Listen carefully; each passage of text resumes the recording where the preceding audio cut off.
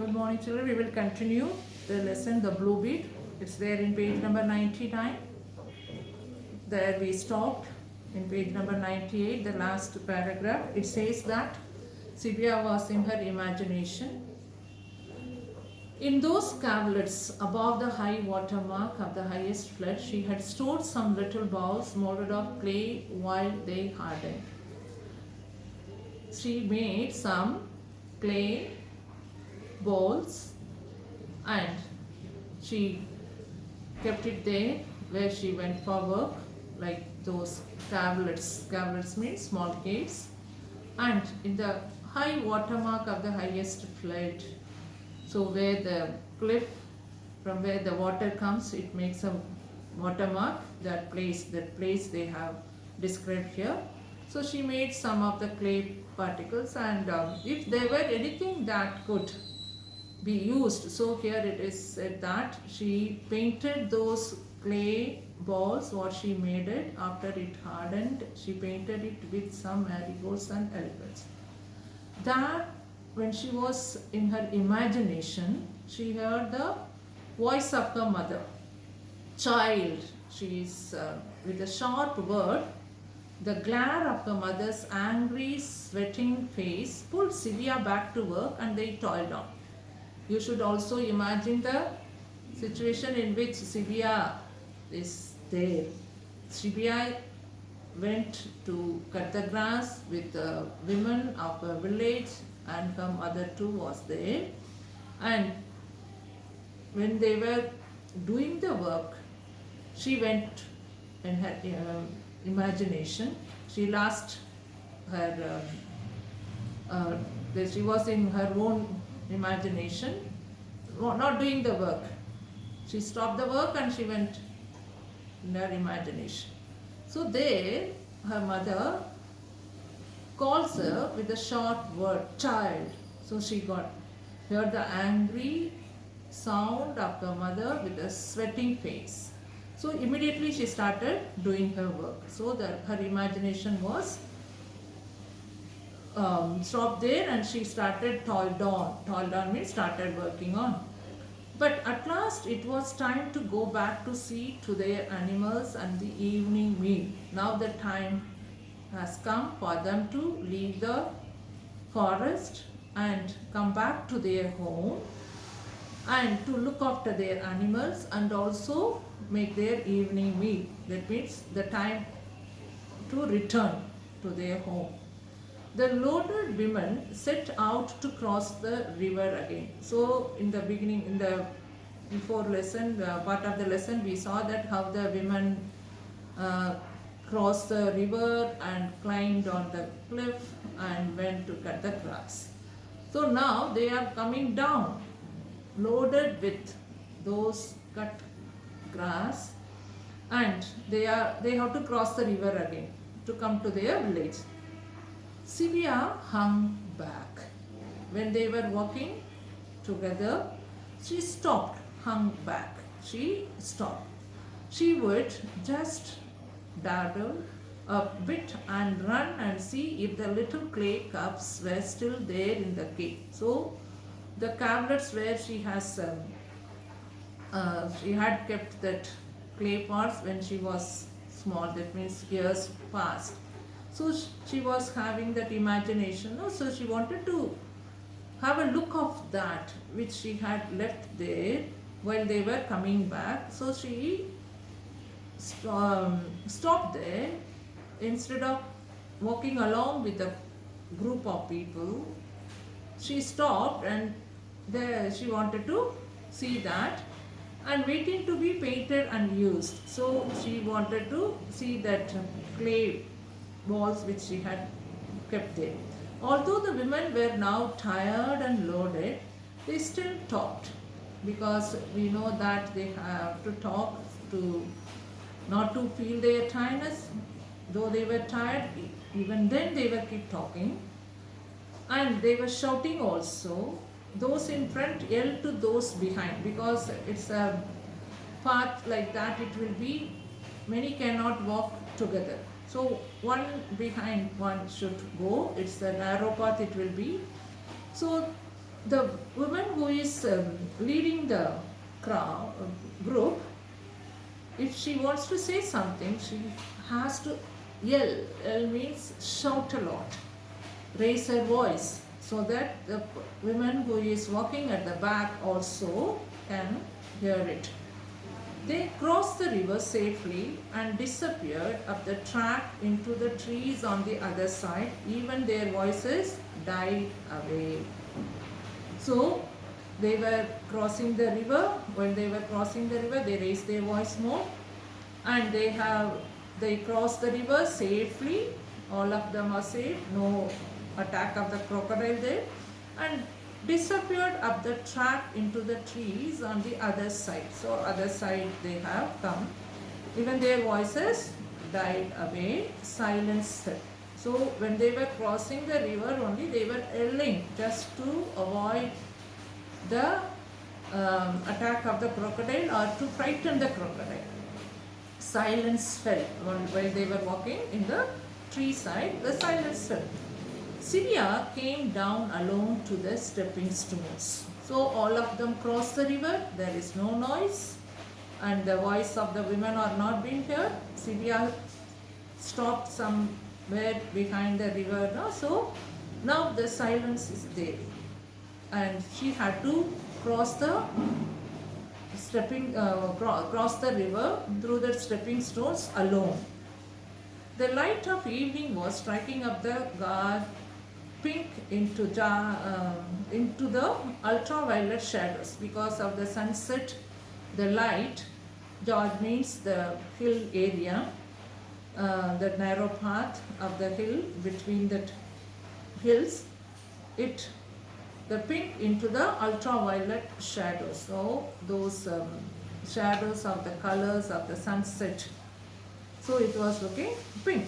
Now that the sun was off it, that means sunset, the water poured almost invisible among the stones. So when they were going, because of the sunlight, the water which was falling from the hills or that spring was shining. Now it is not being seen because of the darkness or no light, with no reflection to show where it began. So they cannot see one cannot see the stepping stones from where it starts. Sylvia stepped onto the first stone. So she carefully kept her feet on the first stone. She was heavily weighted, her muscles stretched and aching, because we know that while they were coming back, they will be loaded. So because of the heavy bamboo grass, she was feeling tired, and also her muscles were stretched and aching. The hay fork which they used to cut the grass squeaked in the packed dry grass and dug into her collarbones, so close under the skin, in spite of the sari bunched up to make a pad. They kept the pad to, that means they roll the sari and make a pad and keep the load on there. Right? And the thing which she has kept on her shoulder was making some, it was pressing her shoulder. When she was halfway over, she put her load down on a big boulder to rest. So big boulder is a big stone like that, and she kept put her load down halfway over and leaned, breathing on the fork. So she leaned and breathing on the fork. So because of that thing which she was taking breath, and that fork and her device which she has used was pricking her. It is somewhere it is giving her pain. At the same moment, a Guja woman came down with 2 gadas to the water on the other side. So while she was bringing the load down and taking little breath, that time the same time, simultaneously. So other side, where she was standing, one side river bank, the stone, the other side of the stream which is flowing, a woman from that Jungleese group, that is Gujar group, the nomads, came with two gadas, two pots to the water on the other side. In order to get, why she had come over there? To get good clear water which would quickly fill both gadas to the top without sand, because of the stones there will be, and the water which is flowing over the stones will filter all the dust, and that clear water she can get, one point. And because of pouring she can fill the pot quickly. In that reason, two reasons, the water, she can fill the pots quickly, and another reason is without sand. For these two reasons she has come up to that stone part. She walked onto the stepping stones. So she was coming up to the stepping stones for two reasons. What was the reason? Underline, and question can be framed out of these lines. She was within a yard of the crocodile when he lunged at her. So when she was crossing the stone, only a yard distance, the crocodile was there.